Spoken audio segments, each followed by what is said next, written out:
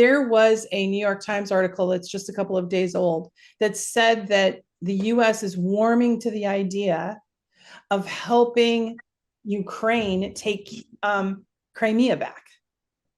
Yeah, I And mean, I don't. that's Yeah, World War III, right? yeah, That's exactly. That will be World War III. Crimea is so important to Russia. You control Crimea, you control the Black Sea, so Russia can get its trading ships and warships out to the Mediterranean. Crimea is so strategically important to Russia. My own view, and this is my personal view, if NATO threaten or look like they might be able to take Crimea, we can start talking, I think, about nuclear weapons or technical nuclear weapons being used by Russia. That's how important it is. If NATO was to send an army and threaten Moscow, that's when they need nuclear weapons. And Crimea is that important to Russia. I think NATO knows perfectly well that Ukraine can't take Crimea. It's not possible. I've been to Crimea. It's a big place. Big population, pro-Russian population. Russia's Black Sea Fleet is there. Ukraine is struggling to hold onto its own territory at the moment. It's not going to happen. NATO know that. The only way they could take Crimea is with full NATO in participation, and that means war with Russia. So they know that. I think at the moment they just want to strike Crimea and they're just constantly trying to escalate this war against Russia. And that's where you wonder where the off ramp is. The off ramp is, I'll tell you, the off ramp is for NATO and Ukraine to declare victory. If NATO and Ukraine says, yes, we've won, we stopped Russia taking over all of the country. Now it's debatable whether Russia did want to take over the whole country. Frankly, they didn't.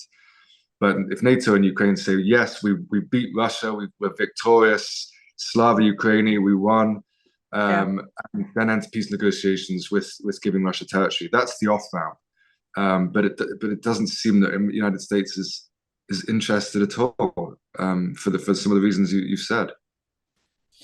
Yes. Now the Crimea thing, which is quite a red line. I have a theory, and I hope I'm wrong, but unfortunately, because Biden is surrounded by certain people like Vindman, McFaul, Blinken, some other people that really believe that a limited nuclear war is possible.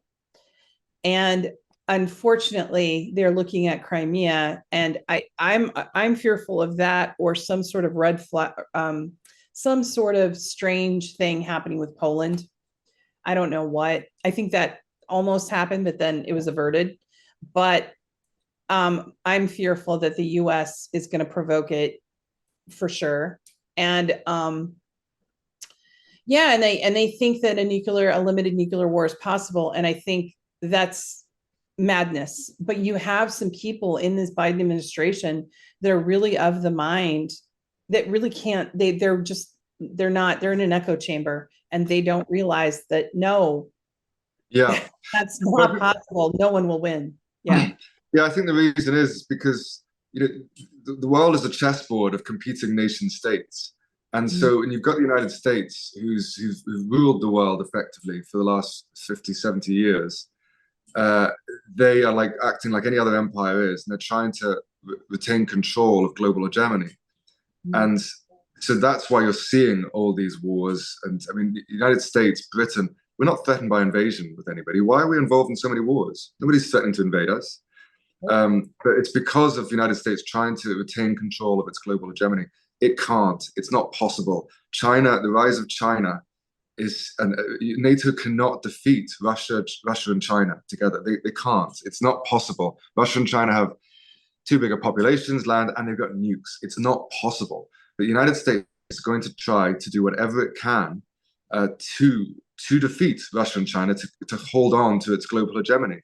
And that's what you're seeing here, and that's why I think, and you're quite right to be worried, and you raise a good potential, what might happen, and that's why that there is that potential of that limited nuclear war or nuclear war, of somebody miscalculating, or the Americans trying everything they can, and because they're so desperate to try anything, and maybe even provoke a war like that.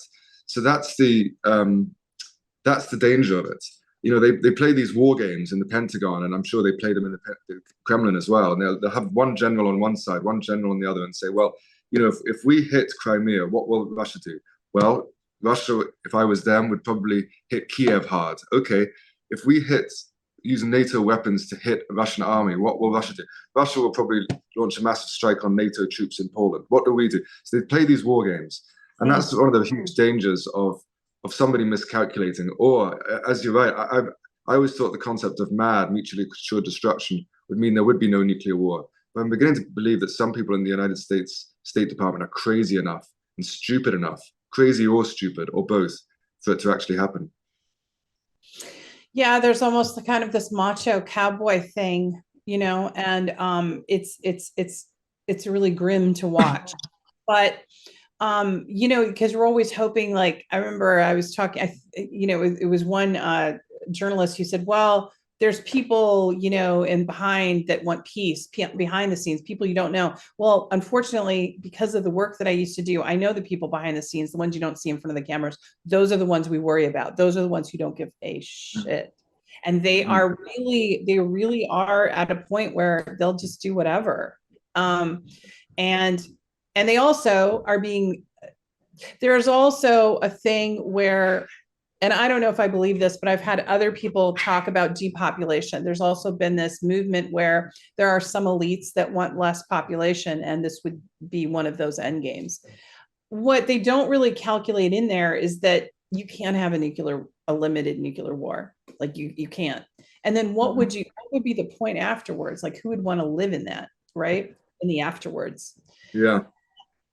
But I wanted, and this is a really dark, grim conversation, but we have to have, because our consent's being manufactured every single day, and for this war, like in the U.S. and Europe. And I know you're from Great Britain, so for sure, Great Britain is warmongering, and I feel like America's almost an extension of Great Britain's warmongering. Like, just it really is. Britain is the attack dog, and I don't believe it's in the United Kingdom's interest to be an attack dog for an empire, for an American empire, which is not going to be able to hold on to its control.